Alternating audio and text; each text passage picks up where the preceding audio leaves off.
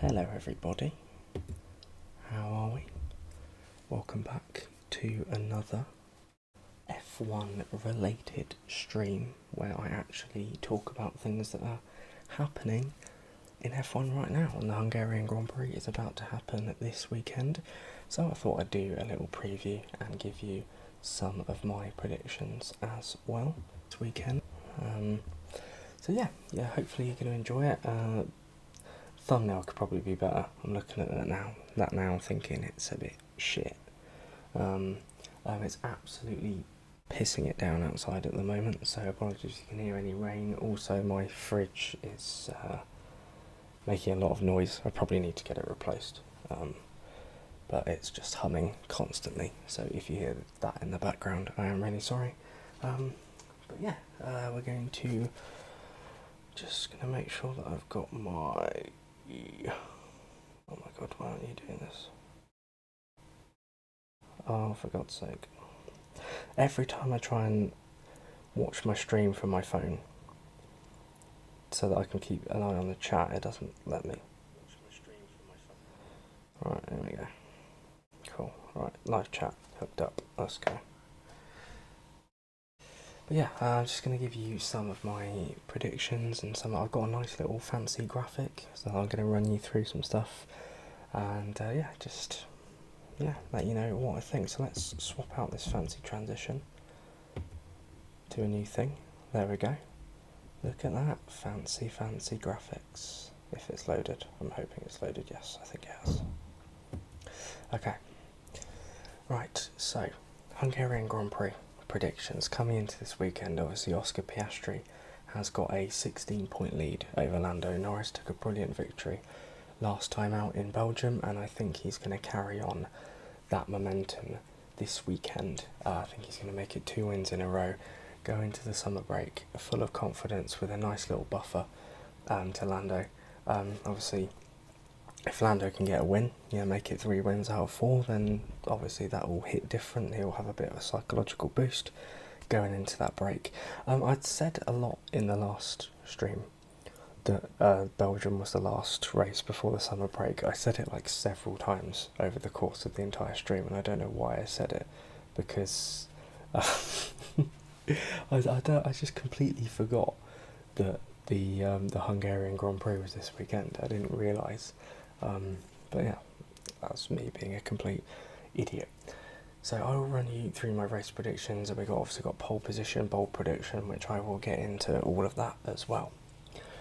So I think Piastri will win. I think he'll make it 2 wins in a row. I just think once he gets that win, he tends to go on a nice little run after it. So I just think he's got his... I say Piastri never really seems to lose confidence in himself, but I think, getting that win, his first win for like 4 races, will put him back in the right frame of mind and put him back in good form going into this race. And obviously this is a race that he won last year, albeit in fairly controversial circumstances, or whatever you want to call it. McLaren making a complete mess of it, and as a result, Piastri ended up getting his first victory in kind of, I don't know, just really mellowed out circumstances. It kind of felt a bit hollow. I mean, Piastri led for the whole race anyway. It was kind of his race for most of it, but then they pitted Norris first, and then he got the undercut, and yeah, it was a bit of a kerfuffle really from McLaren last year, wasn't it? But, coming back to the race that he got his first win, I think he'll make it 2 in a row, so I'm going to go for Oscar Piastri. Lando Norris in second, I think purely because that McLaren is so much faster than everybody else. I think they'll be in a league of their own. I think they'll clear off and have like a 20-30 second gap to everybody else. I've put George Russell in third, and the reason I've done that is because obviously this is a completely different track to Spa, and Mercedes doesn't seem to suit tracks with long straights and long sweeping corners and all this stuff. So coming to a track where it's quite tight, there are a lot of corners, not a lot of straights, I feel like Mercedes will be more competitive here, I'm thinking. So that's why I'm going for for George Russell to get that podium. And he's had a bit of a, I'll say not a dip, but since his win in Canada, his form's kind of plateaued a little bit, and he could do with a podium just to get himself back on the right track. So I'm going to go third for George Russell, and then in fourth place I've put Lewis Hamilton because I think Hungary is probably one of his stronger tracks. I think apart from Silverstone, I think Hungary is probably his strongest track. You know, he's had multiple wins round here. He won in 2009 when his car was an absolute dog. You know, so he very, very dialed up around this circuit. Very, very experienced. Knows the track like the back of his hand, and I think that will come into play this weekend. He's starting to find a little bit in that Ferrari. Had a strong race at Silverstone. Obviously in the sprint in the Saturday at Spa was a bit of a disaster, but he recovered brilliantly in the race to finish 7th after starting from the pit lane. So I think Hamilton have another solid weekend, you know, at a track that he's really good around, and you know, that's why I'm going to back him to finish 4th. And then I think Charles Leclerc will follow behind him 5th. I think probably tag onto the back of Lewis, or maybe we'll have another race where he's kind of anonymous. I don't really know. But yeah, okay, Charles Leclerc behind him 5th. No particular reason. I just think Lewis will have the upper hand this weekend, and Charles won't be too far behind him in 5th. And then this is where it gets a little bit interesting. So Esteban Ocon, I've gone for 6th place. His form's kind of dipped a little bit. You know, he started the season really well. Still, as I think he's still in the top 10 in the Drivers' Championship. He's still in 10th place. So he has had a really strong start to the season. But, you know, he struggled in Belgium, finished 15th. Struggled in Silverstone in 13th. And Ocon's done that quite a lot this year, where he's kind of snuck into the top 10 without people really noticing. I think that's why he's managed to accumulate so many points. And then in races where you'd expect the order to be jumbled up a bit and the likes of Ocon to get a good result, it hasn't really happened. So I think I'm backing Ocon to bounce back this weekend. Obviously this is a track where he got his only win in Formula 1 in 2021, where he managed to hold off Sebastian Vettel for all of those laps and claim an amazing win when he was at Alpine. So, you know, it's a track that he's had a lot of success around before. So, yeah, I'm going to go for Ocon in 6th. I'm going to go Isaac Hadjar in 7th place. Obviously had a very disappointing race last time around. He finished 20th out of 20 runners.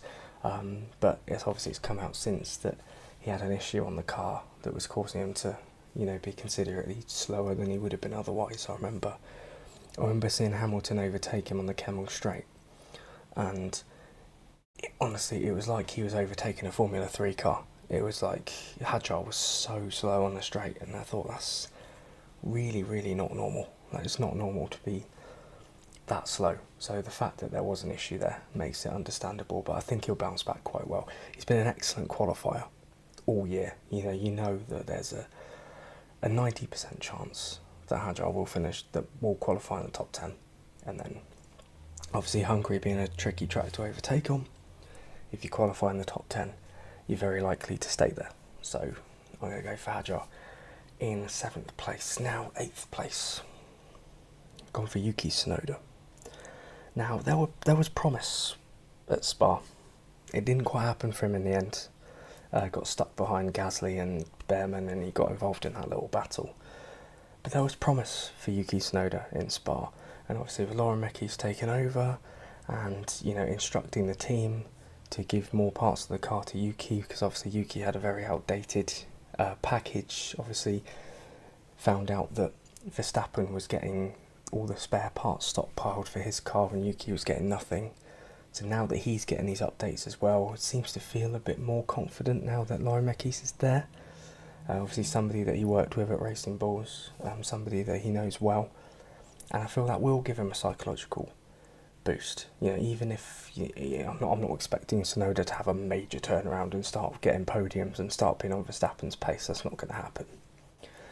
But, you know, I do expect a little upturn in form, and maybe, you know, if he can grab himself a few points this weekend, That'd be an excellent result for him because he badly, badly needs a points finish. When's the last time? Yuki Tsunoda hasn't had any points since Imola, which was 6 races ago. So he's on a 6-race non-point scoring streak. He's had 10 points all season. He desperately, desperately needs a good result this weekend, and hopefully for his sake he can get it.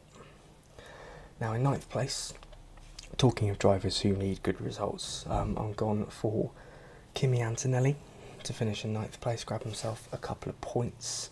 Obviously quite a way behind George Russell, but I just think Kimi Antonelli has had such a wretched run of form. People are starting to ask questions about whether he's ready to be in a Mercedes car or whether he should maybe have started somewhere lower down. He had a podium in Canada, but since then he had a retirement in Spain, podium in Canada, retirements in Austria and Silverstone, and then a 16th place finish at the Belgian Grand Prix, where he was pretty much anonymous the whole weekend. Really, really struggled to make his way through the field, and questions are starting to be asked. And with rumours about Max Verstappen that were circling around, they seem to have died down now. It seems like Verstappen will stay with Red Bull for 2026. But with all of that swirling around and Antonelli's form suffering, I think going into the summer break he could do with a really, really good result. Just getting the points. I think that's got to be minimum target for this race for Antonelli. Just finishing the points, get some on the board, build some confidence back up, and then come back from the summer ready to go. Because I think, is it his home race when we come back? Oh no, it's Zandvoort first. So it's the Dutch Grand Prix and then it's the Italian Grand Prix. But yeah, for Antonelli, I think he just really needs a good result to build some confidence, and hopefully for his sake that can happen for him this weekend. So I'm going to back him to finish 9th. And in 10th place I've gone for Liam Lawson. Lawson's form has turned around really impressively. He had that little blip when he went back to Racing Bulls. I think that Red Bull spell really affected him, and you could see that it really affected him. But he's really started to find his old self again. He's really started to find some confidence, and he's getting some really, really impressive results. Obviously finished, was it 8th last time around? Yeah, 8th in Spa, 6th at Austria. So yeah, he's really starting to find his old form and to prove once again that he does have that ability. So I'm backing Liam Lawson to get another points finish and finish in the top 10. So that is my top 10 out of the way. We move on to all of these other predictions here. So in pole position, I've gone for Oscar Piastri. Obviously, pole round here likely takes the win. So I'm going to go for Oscar Piastri. He's been a brilliant qualifier all year. Obviously I know Lando's had really good spells in quali as well, but Piastri's been a solid qualifier. I think, did he get pole last year? Or did Lando get pole last year? I'm trying to remember now. I have the Hungarian Grand Prix 2024. Did Oscar get pole last year? Or did Lando Norris? Oh, Lando Norris got pole last year. Where did Oscar qualify? He qualified 2nd, but he was only literally a couple of hundredths off Lando. But yeah, I think Verstappen, or going into this weekend anyway, Piastri, Verstappen and Norris had all got 4 poles each. I think Norris made it 5, and then Piastri obviously got him on the restart. But yeah, I'm going to go for Piastri pole position. I think he'll be really quick all weekend. He was brilliant around here last year. So I don't see why that would change, especially now he's got a much stronger car.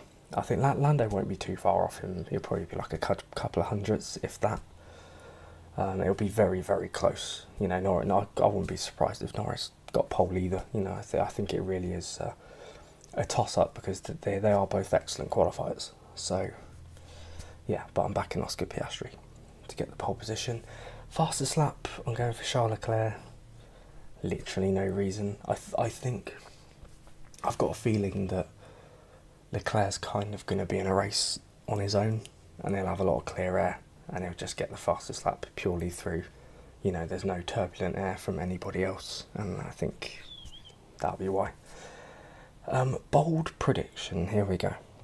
Here we go, everybody. My bold prediction this weekend. Max Verstappen has a DNF. Now, I'm pretty sure I've made this prediction before. I don't know, I've just got a feeling. Sometimes you just get that feeling. Verstappen's record around Hungary isn't particularly great. He hasn't won very often around here. I know he did in 2023, but then, he was winning every single race in 2023. So, yeah, obviously 2024, I don't remember him being particularly high up last year. I'm going to have to go back to my Hungarian, I'm going to have to, go back to my 2024 thing to see where he finished last year. He finished 5th last year. He was 21 seconds off the pace. So yeah, he doesn't have a particularly great record around the circuit. I don't think it's one of his favourite tracks, a track that he enjoys that much. I remember in 2019 when it was Verstappen and Hamilton battling for the win. Hamilton made a pit stop on soft tyres, and he was 20 seconds behind. Hamilton managed to catch him up before the end of the race and pass him, and Mercedes just managed to completely outdo Red Bull on the strategy. But yeah, I've just got a feeling that Max will have a DNF this weekend. It might be a car issue. I don't know. It might be, he might get collected by a Mercedes again. Who knows? But yeah, I've just got this feeling that Max Verstappen's going to retire from the race. But you can't really predict these things with much conviction. It's sort of based on, oh god, as I knock my stand. It's sort of based on feelings, really, isn't it? And then most places gained. I've gone for Isaac Hadjar, and I said it's Hungary, so it might well be him starting P8 on the grid, overtaking somebody on the first lap and gaining one place, because I think, like Belgium, I don't think we're going to get a lot of overtaking, if I'm honest. Hungary's always one of those tracks. It's very difficult to overtake around anyway, and then when you got these ground effect cars that can't overtake anywhere, it's it's going to be borderline impossible, isn't it, on tracks like these. So yeah, most places gained these at Qajar, but then there might be somebody, it might be Antonelli starting 15th and finishing 9th, or somebody might be running an alternate strategy if it's a dry race. Somebody at the back starting on harder tyres, going longer into the race, gaining loads of time and then gaining loads of positions. You don't know. But I'm not, with these cars and this track, I'm not foreseeing a classic. I do actually like this circuit, particularly to drive around in the F1 games. I think it's a really nice circuit to drive around. But yeah, it's one of those, we've had the occasional banger. I remember in 2014, I was actually watching that race last night. That was an amazing race where you had Daniel Ricciardo, Fernando Alonso, Lewis Hamilton, Nico Rosberg all battling for the win. Rosberg trying to chase the front three down. You had Alonso leading with about 3 laps to go. You had Ricciardo doing that amazing overtake on Hamilton and then getting Alonso and winning the race.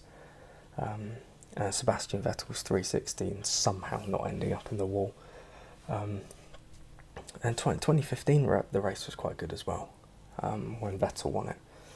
And I think Kvyat and Ricciardo are on the podium. But yeah, so it has thrown up the occasional great race. And obviously 2021 as well, with Hamilton being the only driver taking the start and everybody getting into the pit lane, and Esteban Ocon winning the race. But yeah, more often than not, it is a bit of a dull race. So I wouldn't be surprised if it was anything particularly different. But we shall see. But like I say, I expect McLaren an easy McLaren 1-2, like it's been for a lot of the season. I think Piastri will come out on top. I think George Russell will do much better around here than he has in Spa, and I think he'll nab that podium. It could be Lewis Hamilton, could be Hamilton's time to get his first podium for Ferrari, who knows. It could be Leclerc. Yeah, Verstappen might actually finish. He probably will finish now I've done this, and he might even win. You don't know. But yeah, that's the point of predictions, isn't it? You just, you put it out there and you see what happens. But yeah, I think that is pretty much it for my preview. Obviously, if we talk about the championship a little bit, so obviously Oscar Piastri has a 16-point lead going into this race, having won the last Grand Prix. Lando Norris, obviously, he won 2 of the last 3, and if he could take another win going into the summer break, close that gap up to 9 points. Obviously that would be amazing for him, decent psychological boost, but we know that Piastri won't really be phased, I think, either way. I think Piastri knows that he's very likely, unless he has a DNF and Lando goes on to win the race, he should go into the break with a summer lead, and obviously that will give him that advantage. But I think for Lando, 3 wins out of 4 would be amazing for him and would give him a lot of confidence. And then obviously behind, Max Verstappen's kind of lonely in 3rd on 185 points, George Russell on 157, but he's got Leclerc and Hamilton Leclerc catching up on him now. So he's had a 5th, a 10th and a 5th since his win in Canada, so his form has dropped quite considerably, so he needs a good weekend. And then Charles Leclerc, Lewis Hamilton on 109, and there's a massive gap to Kimi Antonelli, who, like we said earlier, needs a really, really good weekend. And then you've got the likes of Alex Albon. I haven't even considered Williams, actually. I haven't put Williams in my top 10. I was just thinking about that. Yeah, I could. Maybe I missed a trick. Obviously, Albon did really well to finish 6th last time out, but then their form hasn't been particularly great apart from that race. So, yeah, I completely forgot about Williams. And I'm a Williams fan as well. I didn't even put them in the top 10. Oh, that is mental. Okay, that's just shows how much I know, isn't it? I've been watching Formula 1 for 22 years and I'm still clueless. Haven't considered the Astons either. I think they were so awful in Spa. Obviously they might be better around a track like this, but I don't know. Gasly, I think he's going to have to work miracles again in that Alpine, because it is an absolute dog. I don't know how Gasly's managed to get as many points as he has. I think he's been absolutely exceptional this year. He's driving the wheels off that Alpine. But then you've got, Doohan, Doohan came close a couple of times, and Colapinto, who's just, you can tell he's really struggling in that Alpine. And if he has another poor weekend this year, then it could be curtains for him. You don't know. And then you've got likes of Ollie Behrman, who's finished 11th in his last 4 races, which is really, really unlucky. So this could be the time that he breaks that duck, finally gets back into the points. So yeah, you can't really rule him out. And then who else haven't we talked about? Bortoleto, Hulkenberg, potentially. Obviously Sauber having a really decent run lately. Bortoleto got 9th last time out in Belgium. I think that was his best performance in F1 so far. He's really, really starting to find some confidence in that Sauber now, and I think that car has improved massively as the season's gone on. I think Hulkenberg maybe just having a bit of a slump after his podium. I think sometimes that happens with a driver. I mentioned it last time. They have an excellent result. They have the most amazing result, and then the next few races after, they just drop off. And I think Pierre Gasly had that after he won in Monza. And it just happens sometimes. You have this amazing result, and then everyone sort of raises their expectations of you. Everyone takes notice of you. And then the next few races after that, you just have a really bad run. But I hope that doesn't happen to Hulkenberg, because, he is having an amazing season so far. You think he is in... Where is he in the championship? He's 9th place in the championship in a Sauber. which is just mental. But yeah, I think that is pretty much everything I wanted to say, everything I wanted to touch on. So, I nearly clicked X on the stream, that wouldn't have been good. Right, so yeah, I think I'm going to leave it there. So I hope you're looking forward to this weekend. I'm really looking forward to it as well. I say that after saying it's probably going to be one of the most boring races ever, but it's Formula 1. Of course we look forward to it. So yeah, I'm going to sign off here, but thank you very much for watching this stream. I really hope that you enjoyed it, and I hope that you're going to join me for the qualifying and the race watch-alongs that I'm going to be doing this weekend. So thank you once again for watching. If you did enjoy it, please consider leaving a like on there for me. If you're new around here and you like what you see, why not get subscribed? Thank you, George. Good to see you again, mate. Glad you enjoyed the stream. If you're new around here and you like what you see, why not get subscribed so that you can be notified of future streams like this one. If you're watching this on a replay, comment below any thoughts and suggestions that you may have, and I will see you in the next one. So I'll see you on Saturday. Thanks once again. Take care of yourselves. Bye for now.